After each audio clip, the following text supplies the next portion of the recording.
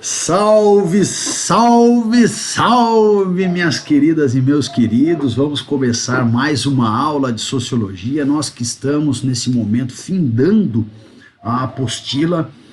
Eu gostaria de dizer que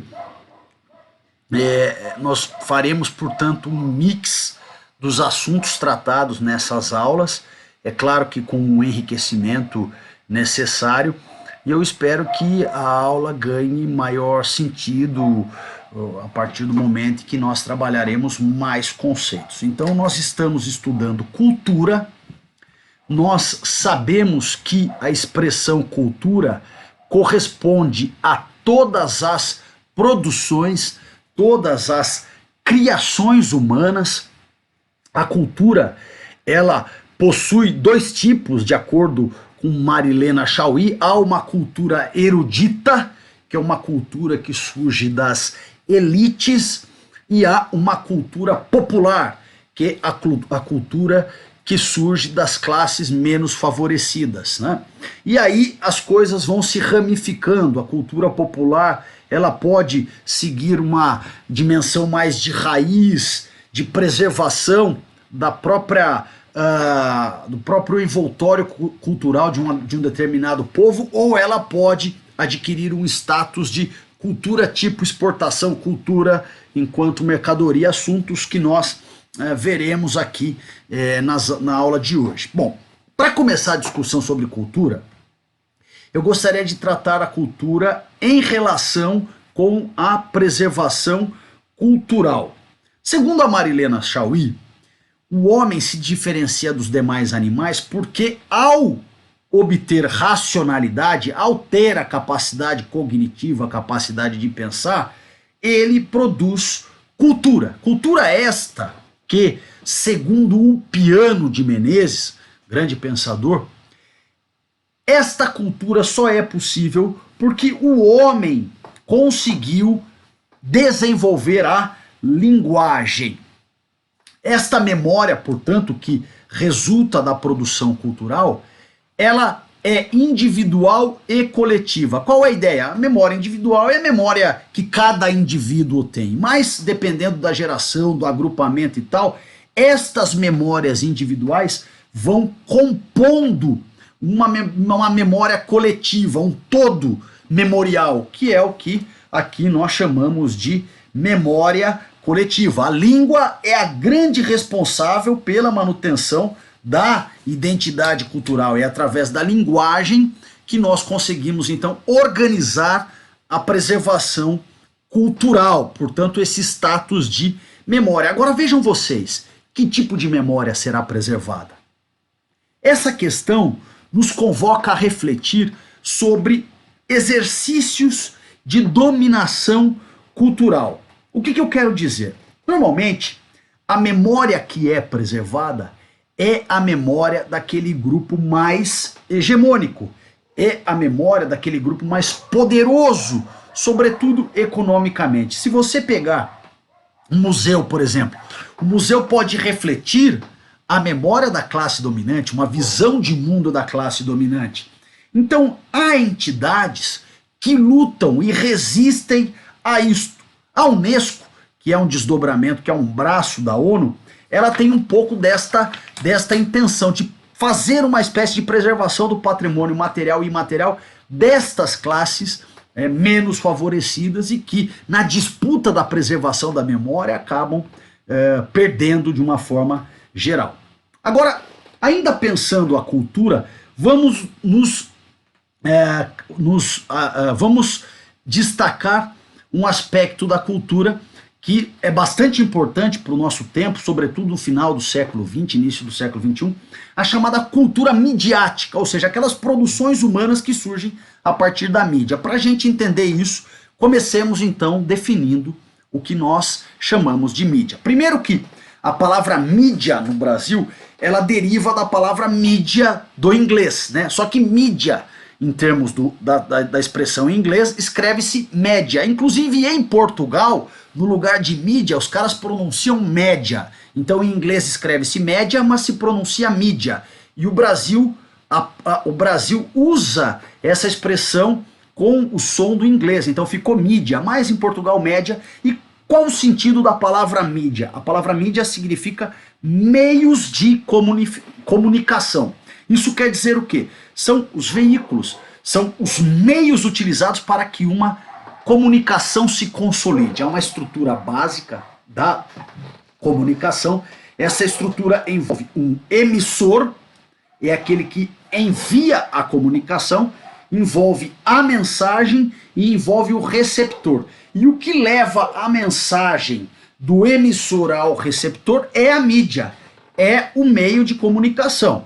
Gente, ao longo dos tempos, a mídia, os meios de comunicação foram se reinventando. Nós começamos a, sei lá, sinal de fumaça e hoje nós temos aí o WhatsApp. É importante destacar que, né, esta intensificação da circulação de informações, a rapidez e tal, tem como destaque aquilo que Herbert Marshall chamou de aldeia global, ou seja, há um encurtamento das distâncias, ainda que geograficamente nós, claro, tenhamos as mesmas distâncias, há um encurtamento das distâncias através da velocidade da comunicação. Então, no mundo atual, a mídia tem um papel fundamental. Agora vejam só, gente, há a chamada mídia de massas, comunicação de massas, em inglês nós chamamos de mass media. A ideia da estratégia de comunicação de massas é comunicar o máximo de pessoas possível, mas não comunicar com um espírito crítico. Comunicar com a intenção de influenciar, de orientar, de manipular, de conduzir o indivíduo a um determinado comportamento, a um determinado entendimento, a um determinado desejo. Reparem que a comunicação de massas, a mídia de massas, ela atende a determinados interesses. No capitalismo, sobretudo aos interesses econômicos. Eu gosto muito de citar o exemplo da música, né? Você está ouvindo um rádio, né, uma determinada estação de rádio, e aí você tá, sei lá, você ouve lá o rádio, toca uma música de manhã. Você nunca ouviu a música na vida. Aí à tarde ela toca de novo, à noite de novo, no outro dia idem. O que vai acontecendo a partir daí? Você começa a decorar a música. De repente você canta o refrão, num outro momento você canta já outros pedaços da música, até que num dado momento você canta a música inteira, né? Aí passa um tempo, o cantor desta música vai até a sua cidade e nasce em você então o desejo, aspas, aspas, aspas, espontâneo, porque não é teu, isso foi construído em você, nasce o desejo de você então ir até o show desse sujeito. Reparem que você é capaz de cantar a música inteirinha desse sujeito sem sequer refletir sobre a letra. Por quê? Porque ela entrou em você a partir de um processo mecânico, automático, sem qualquer reflexão. Não houve uma identificação entre você e a música, não há uma experiência estética no sentido da apreciação desta arte musical. Não, um movimento de repetição, claro, com estratégia todo dia, toda hora, e aí você vai então aprendendo aspas, a gostar dessa música. Né? Nós já vimos também em outros fóruns, também na filosofia, quando discutimos a teoria crítica, a escola de Frankfurt, de que essa discussão da comunicação de massas dialoga muito com aquilo que Theodor Adorno e Max Horkheimer trataram como indústria cultural. Eu tenho a indústria cultural quando eu tenho a cultura convertida em mercadoria para ser comercializada. E para que esta cultura seja convertida em mercadoria para ser comercializada, todo um jogo de sedução é colocado de modo a conquistar aquele possível cliente. Eu gosto também de citar, já citei o exemplo da música, mas vamos pensar na feijoada. A feijoada surge da senzala, do ambiente escravista, do resto de comida que o senhor de escravo deixava lá, o resto de carnes de porco, resto de comida que o senhor de escravo deixava para os escravos. Eles faziam aquele panelão, e aí comiam aquilo lá. Daquilo surge a feijoada. Eu pergunto a vocês, a feijoada que se comia na senzala é a mesma feijoada que se come atualmente? Óbvio que não. Óbvio que não. Com outros detalhes, hoje você vai nos restaurantes mais requintados, a feijoada ela está toda separada nas mais variadas cumbucas. Você monta a sua feijoada, eu quero o paio, eu quero a calabresa, eu quero apenas o feijão, eu quero carnes mais, mais gordurosas, enfim. Então vejam que se você for disciplinado, a feijoada que se comia lá não é a mesma que se come cá. E qual é a questão? A questão é, esta feijoada ela vai se ressignificando de modo a atender os mais variados públicos, porque agora não se trata mais da subsistência, da preservação cultural, trata-se da aquisição de mais e mais clientes. Transforma-se a feijoada numa mercadoria e garante-se aí maior acúmulo, maior rentabilidade, maior lucro. Bom, gente, avançando um pouco mais, então vamos falar agora da cultura pop. A cultura pop é aquela que surge no contexto da cultura de massas, é aquela que surge no contexto da indústria cultural.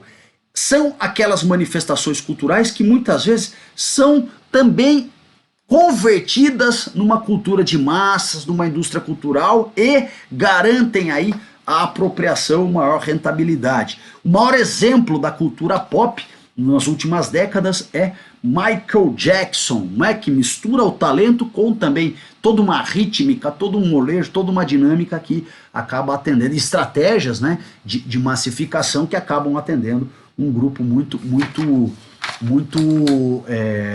grande. Queria também colocar a vocês, aproveitando essa discussão, o conceito de sociedade do espetáculo.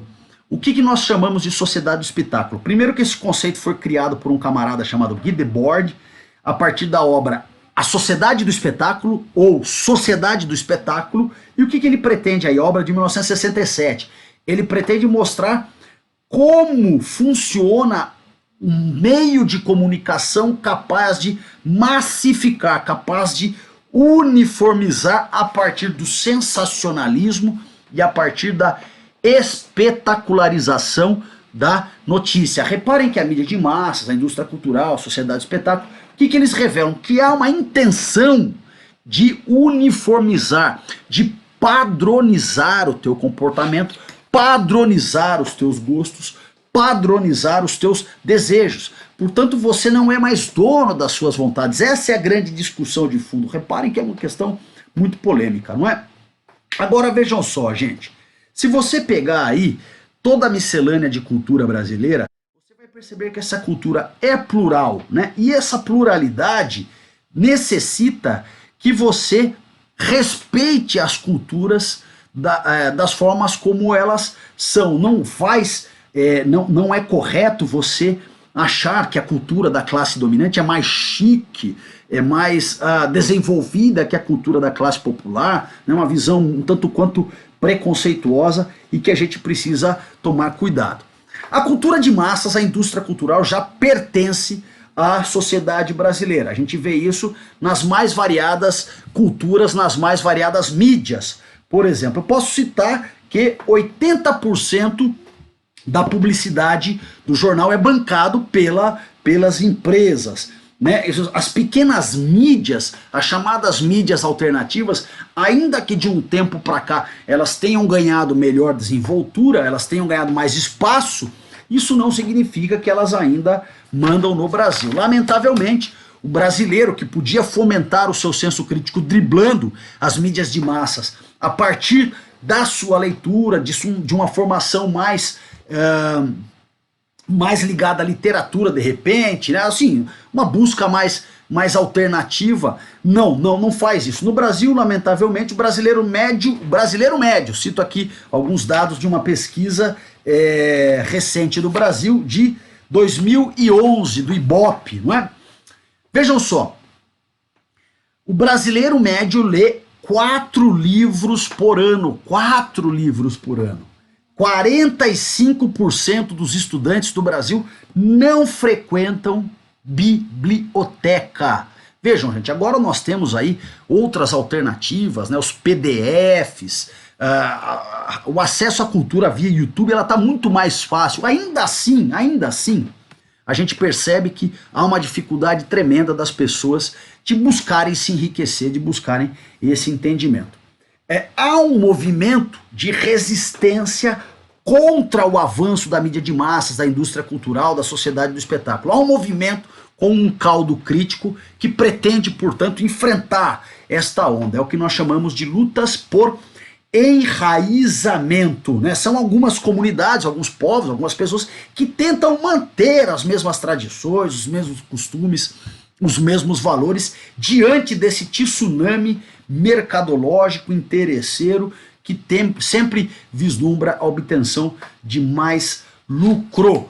É uma galera que tenta lutar contra a dominação, e um dos elementos da dominação, a gente não pode perder isso de vista, é o elemento cultural. Se eu fizer você gostar das coisas que são interessantes para que eu ganhe mais dinheiro, fica melhor a minha vida, fica melhor para mim. Eu disse a vocês no início do nosso papo que, segundo a Marilena Chauí, eu tenho a cultura erudita, a cultura das classes dominantes, e a cultura popular. A cultura popular, ela tem uma dimensão mais de raiz, é a cultura das classes menos favorecidas, uma cultura mais de raiz, e há um viés de tentar transformar a cultura popular em mercadoria, que entra na cultura de massas, que entra na indústria cultural e outras discussões. A esta cultura popular, esta cultura que surge das classes menos favorecidas, dos mais pobres e tal, é o que nós vamos chamar de folclore. Reparem que, tecnicamente falando, o conceito de folclore não é um conceito ligado exatamente, exclusivamente, aliás, ao Saci Pererê, não.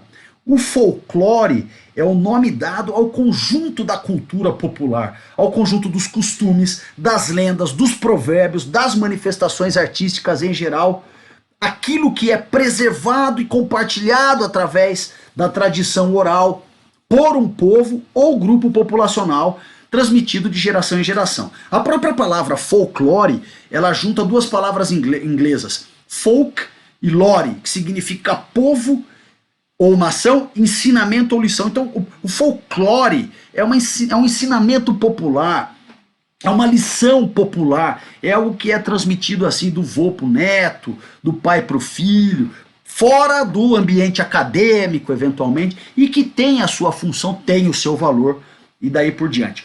Os folclores, lamentavelmente, nós já sabemos, discutimos há pouco, são também convertidos em tipo exportação, são convertidos em mercadoria, está aí a indústria cultural. Então vejam só, gente, eu queria só citar alguns exemplos aí da cultura popular, do folclore, né? Eu comentei do Saci Pererê, a gente pode pensar aí nos livros que retratam toda a cultura popular brasileira.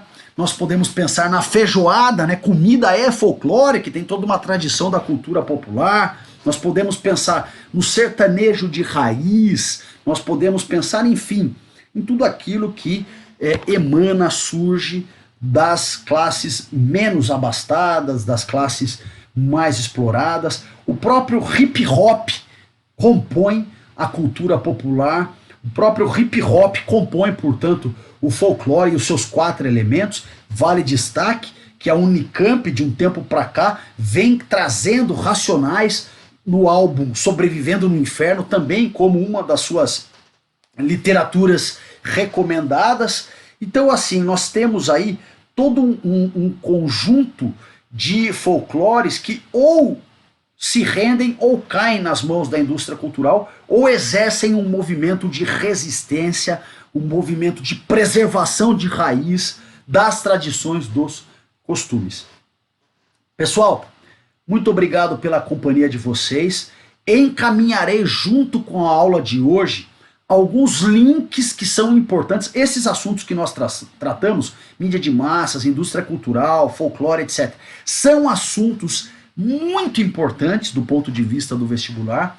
Então, trago com eles alguns vídeos de aprofundamento para que vocês tenham aí tranquilidade no momento dos estudos, nos entendimentos.